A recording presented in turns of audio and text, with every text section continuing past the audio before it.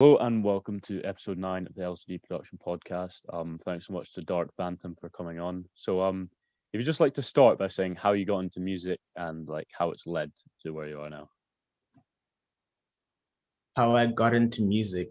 I started music in what we call grade 9. It was basically me and my friend staying after school, and we just chilled in the music room. And then he started like playing on the piano, and he made a tune, and then he started singing. So then he made his own kind of little song, and I was like, hey, this would go good with a verse. So then that day I went home and I made a verse, and then I just started rapping from there. So Mhm. that led me to make I think I made 3 verses, and then on my third one, that's the one that I decided to make the song. Yeah. And that was in 2017, but I released that verse in 2018. Hmm. So ever since then I've just been dropping when I could. Yeah, that's cool. What are some of the biggest things you've learned since you started doing music? Biggest things I've learned. Hmm. Wow. When it comes to music, okay, I think the biggest thing I've learned is that firstly, you need to work hard when it comes to music. And a lot of people think that music is just you staying in the studio and making a song, but there's a whole lot of things that come with that. You can't just make a song and then expect it to be, you know, expected to get 10,000 views or whatever. So I think that people get that wrong, and that's something that I needed to learn. Um, the pipe dream that people give themselves, that's something that I learned that it's not always the case. Um, but besides from that, I learned that in the music industry, it's not really about the music these days in the industry. It's not only about the music. It's more about you as a person and the type of influence you have when it comes to your music and your social media. So those are 2 big things that I learned. Yeah, and what sort of things have helped you grow your social media, do you think? Like, so say you have a rapper who's just starting out and like they know this. What do you think they should be doing to grow their social media? To grow your social media, you definitely need to be engaging with people and your followers. If you there's I've been doing like a lot of research on how to do that lately. Um, and what I mostly found is that you need to engage with people who have similar accounts to you. So someone who or to you or something that you want to be. So like basically, if you make little pumps type of music, then you need to go to little pumps fans and engage with them, and engage with them, and that's how you that's how you gain the type of followers that you need, the people who like the same kind of things, targeting your followers. Yeah, 100%. And like that's what I did at the beginning. So like I found people who have similar audiences to me, and you basically just go through who they're following, like build connections and genuinely talk to people. Um, so Mm. you have about correct me if I'm wrong, like sort of 1,000 followers on Instagram, but you have quite an engaged I have, audience of people. Yeah, am I right there? I have 2,000 actually. Sorry. Um, but they're like very engaged, which some people really struggle with. So, what have you been doing to get this many engaged people? Like, why do you think they engage with you so well? I think it's mainly because well, with the engaging, when it comes to after you've engaged with them, you don't stop there. You continuously engage with them. So when it comes to someone's post, I make sure that I comment so that they see that, hey, this person's always commenting on my post. Let me actually look at what he does and also comment on his. So and then there's a lot of things that you can do. Like, for example, sometimes I just sit down and go to everyone who's following me, and I just go in and I engage with different people's posts, like commenting on their pages, liking their stuff. And yeah, people really appreciate that. Definitely. Like it sounds weird, but like karma is so real in music. Like if you just give to people, then they'll give back to Mm. you, and then you can grow a fan base. Like I found that worked so well for me. So when you're just starting to talk to someone, so say like you find a page, what do you start off with? What does that conversation look like to sort of get them to become a fan?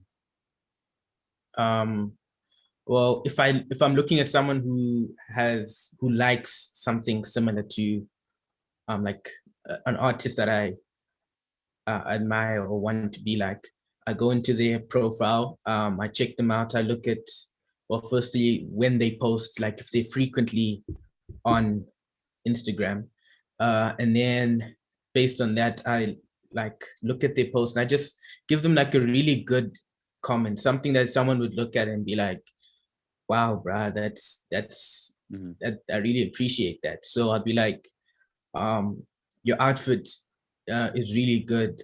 You look really autistic in this outfit. I like, or something like, I like your vibe. You're a very happy person, something like that. Just so that they can be like, that's actually really nice. And then they normally end up going into your profile after a nice comment like that. Uh-huh. And how many others accounts, like how many times do you need to do that to have any effect? Because I'm guessing it's quite a lot. Yeah, I do.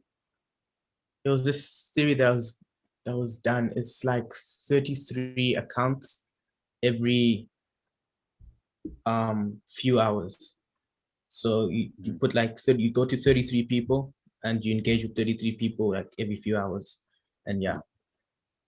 But that's the Gary V thing, I think. I think Yeah. like he Adam didn't invent AV, that, but I think he Ivy. sort of named it. Yeah. Do you watch Yeah. the stuff a lot? Yeah, I Yeah. watch this, What sort watch a lot of his stuff. yeah, yeah. So what sort of things has he taught you that's been really useful? What's that? What sort of things has he taught me? Yeah. The with the what is he called? He calls it magnetic marketing. Magnetic Yeah, sorry. marketing. Sorry. That's Yeah, fine, he it's fine. calls it that. Yeah, he just really opened my eyes when it comes to promotion and ads. The fact that you need to, just getting something out to someone doesn't necessarily mean that they're gonna click it or engage with it. You need to constantly show them and prove to them that, hey, you need to follow this person, and if you don't, then you're insane, because this person is talented.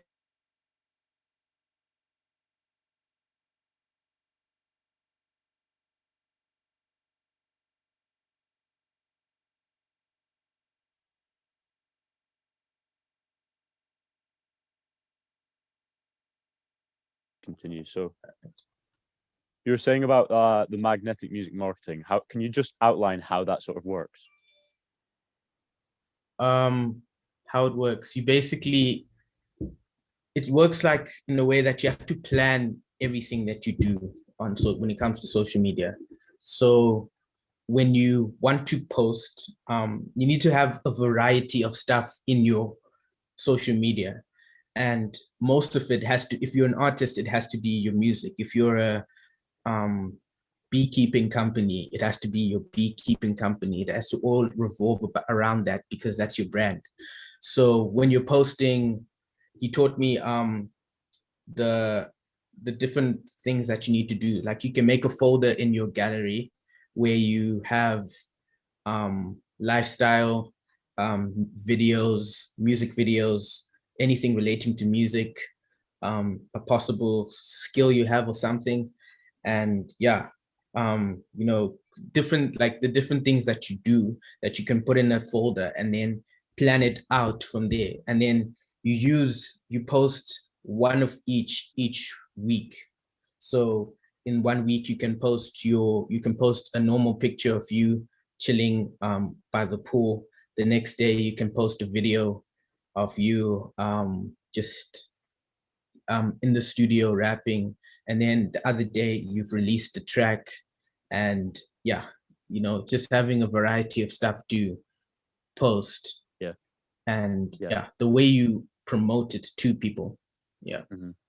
I definitely think just like trying to just get as much content as possible helps that a lot. Like if you are in the studio, film yourself, because it just gives you something extra. Like if you're paying for studio time, you might as well use it to like the best of your ability. So like film the whole thing.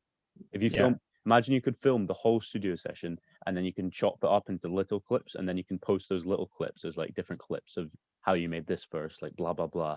And then you have the one big piece of studio time that you could post on YouTube. Like just whatever you're doing, try and make lots of content out of it, basically. And it's just bringing people in the whole time. But I definitely agree with the magnetic marketing. Yeah. And also, like with the music, people get really impressed when they see that if you have the chance to get into a proper studio. I've actually never been in a proper studio. I've always been working with my own equipment, drawing my own equipment. So people get impressed when they see you in a proper studio. I noticed that from one of my friends. So yeah, because if you're going to the studio for the first time, use it as like almost like a photo shoot or something. Like get people to take photos of you, because especially on Instagram or any social medias, like have your profile picture showing that you make music. It's just something else that people can use to like connect with you. So like whatever, if you're over the mic, just get someone at one point, get someone to take a high quality photo of you, and then that can be on all your socials. That's like so useful. Yeah, it is. So have you got any other sort of marketing things that you found have worked really well for you that maybe you didn't realize like when you started?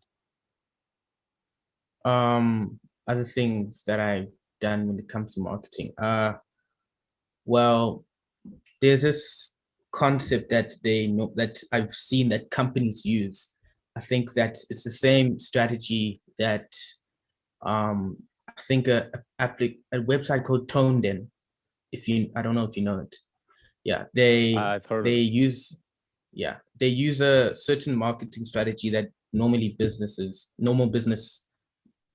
use. So it's like when you have a campaign and you have different ad sets, and then you have ads in those ad sets, and it like increases your audience, and it like targets different people to get you a more engaged audience. And that's something that I've learned. I'm not quite sure what the name of it is, but I'm sure if you search like the description, you should be able to get it. So do you have to pay for that, or is that free? Yeah. No, if on ToneDen you pay a hefty amount, about $50. That's something I couldn't pay per month. So if you go to like certain, there's this application, I think I have it on my phone. It's called, Skillshare. Yeah, it's called Skillshare. They talk about marketing and whatnot, and they teach you how to do that, and you use Facebook ads to do that. So yeah, that sounds cool. So have you been using Facebook ads at all? Yeah, I've been using Facebook ads lately, and they really help. Yeah. What's your sort of budget been, and what have you found that works and doesn't work? Okay. For example, I own a record label. It's called Trickery Records. We recently did advertising of a service that we have. And what I did is I used 150 Rand, which is basically, I don't know, I think that's £5 or £5 probably. Am I wrong? 5 or 67. Yeah, something in that range. Yeah, I don't know. Yeah, something like that. So then, I use that, and what I did is you have to target about over 20 people, but it has to be relevant targets. So I targeted over 20 people. Over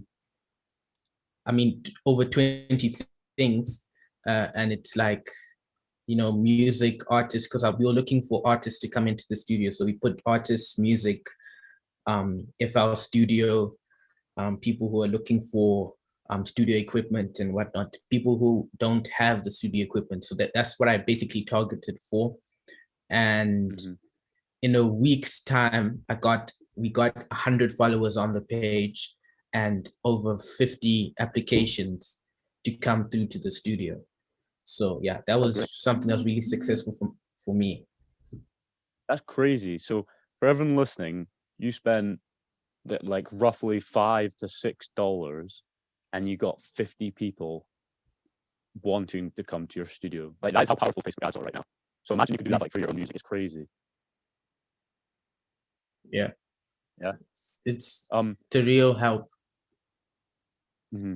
Like, it's in my opinion, it's like the best thing you can be doing right now, apart from like maybe TikTok for like marketing yourself. But as a musician, like, it's crazy. Yeah, true. What sort of, do you remember specifically what sort of ad you were running, like in Facebook ads? Because like, as in, was it just on Instagram or was it on Facebook? Like, where were you showing it?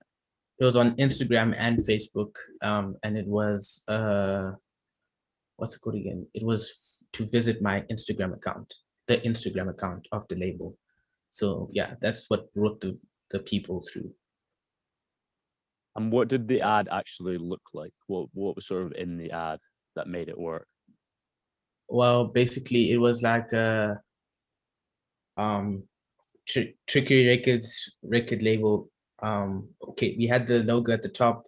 It said Trickery Home Studio now officially open for business. We put all our services at the bottom. We put our contact details and our website at the bottom. And then, yeah, that's basically all we put. Yeah. And then we just put and then we just put follow us, tag your friends. And then I think we ran kind of like a limited, like a small deal kind of thing where you can come for free from this date to this date. Yeah. And yeah, and then a lot of people just came through. So it's over now. So we're still getting applications. That's crazy. That's so effective. And it was just like a picture, wasn't even a video. Yeah. So what sort of ads? Picture that I made on Canva. Yeah, Canva. Like, anyone listening who doesn't use Canva, just use it. It's like free Photoshop. It's so easy to use. Like, I find it really helpful. I'm guessing. Yeah. What sort of ads do you reckon you'll be looking to use in the future for you as just like an artist? As an artist, I'm trying to use more visual ads. Something like the more professional, like, music video out now, and then music videos playing in the middle, and then there's like those pictures of the music video. I have done it before, but I want to get like something. I just want to bring more visual things, something that you can see is high quality. Because when someone sees that this is high quality, that's when they'll be more inclined to check out your work. Okay, like if you're recording in 3GP, then it's not really going to work out. Yeah, like, it's all about portraying yourself in a certain image while still like acting like yourself. You want to make yourself seem like someone that people want to go to. I want to just change the subject and go to more how that you make music. So could you just walk through like your full song creation process from like you have the idea, right? I'm gonna make a song till like putting it out, like the whole thing.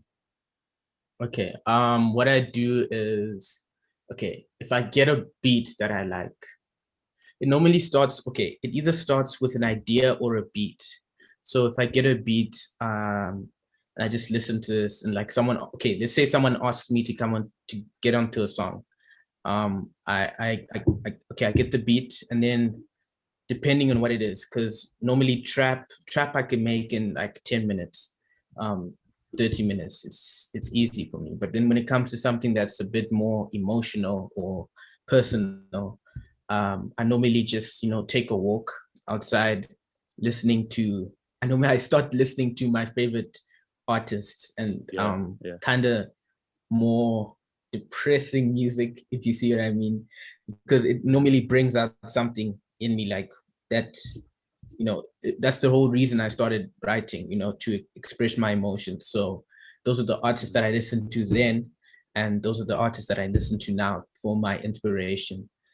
So I listen to those artists, those songs, and then I listen to the beat again, and then I switch off the beat, and then I just get to writing.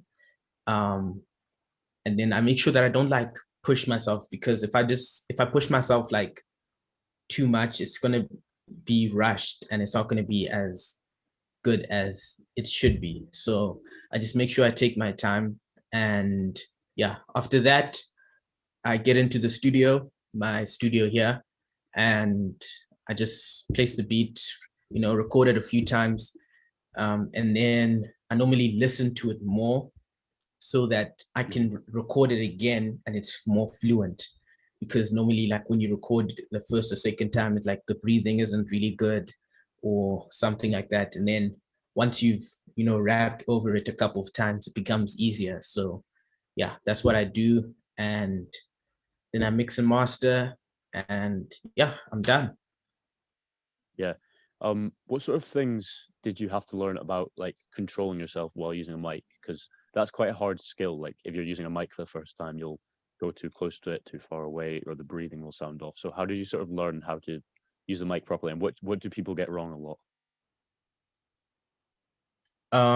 What people get wrong a lot is that they try to do everything in the verse at once.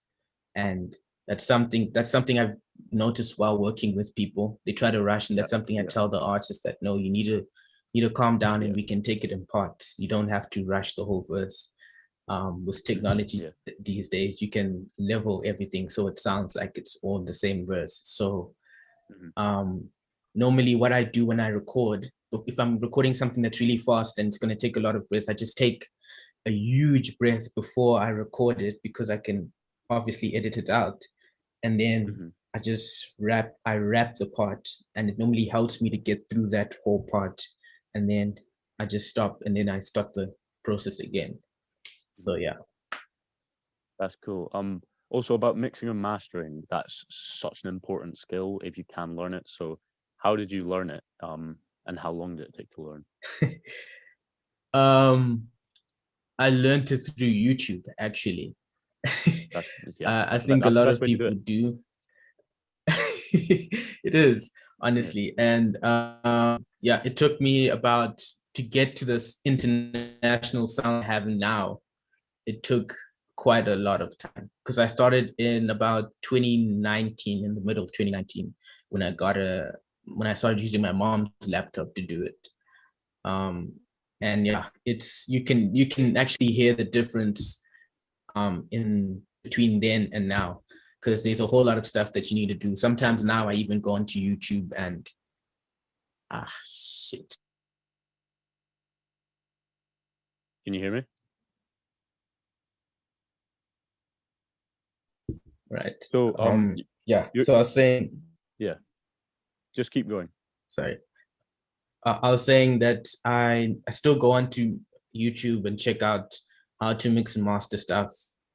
Um, certain things, because you always get new problems in the studio. So yeah. What I did was, I don't really focus on one YouTuber. I took like different parts on how to mix and master. And I also never started with Fruity Loops at first, because it was really complicating. Mhm. I started with Audacity. Mhm. So yeah, that's something that's really good to start off with mixing and mastering. It won't sound 100%, but it's good enough if you're first starting, and then you can go into Fruity Loops, because then it'll be much easier. Yeah. If you could just, for artists listening who like have no clue how to mix and master their own stuff, what are sort of the like just absolute basics that they need to be adding to their mix?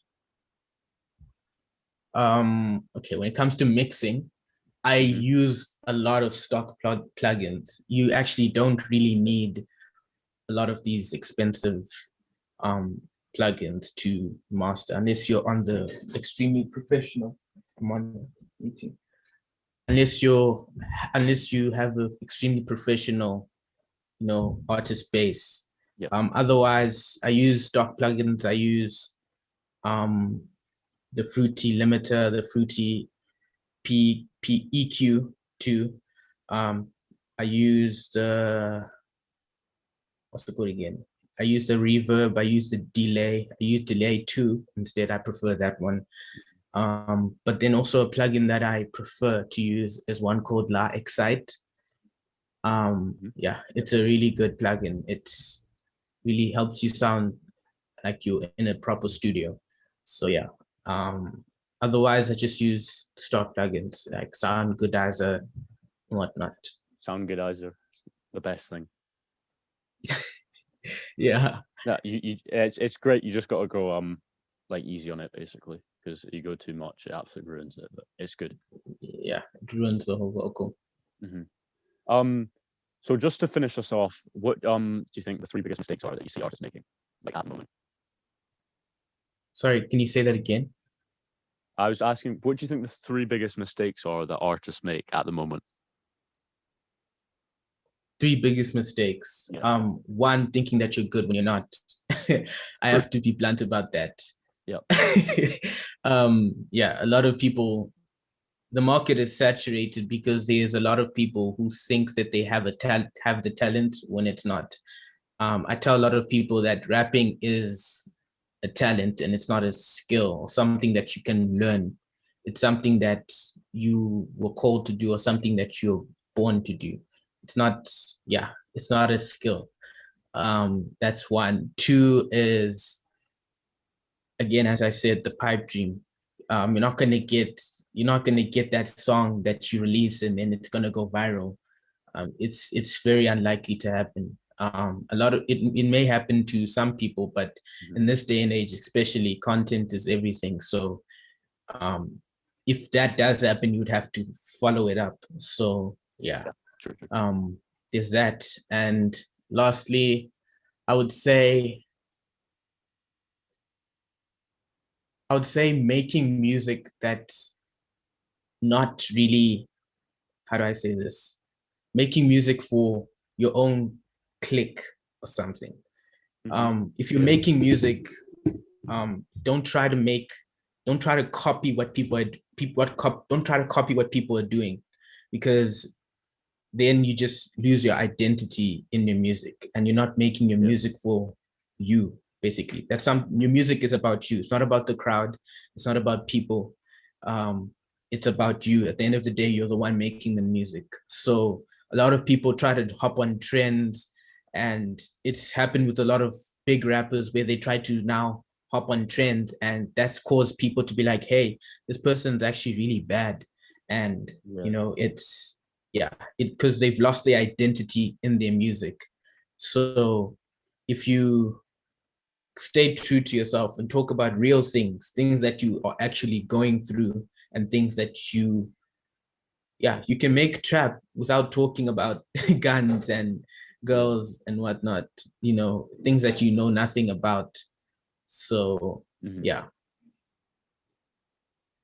And where should everyone find you on social media and all that? You can find me on Instagram at doc.phantom with an X.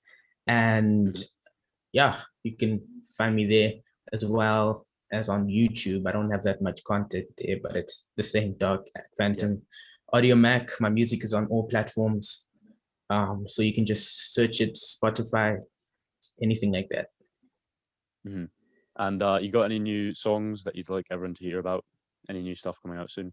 Yeah, I have a new song coming out tomorrow. It's called Home Wrecker. Yeah, I'm very excited for that song. It's quite a good hip hop kind of song. I think you guys would like it. So yeah, go check it out. That will have already come out when they see this, so everyone go check it out.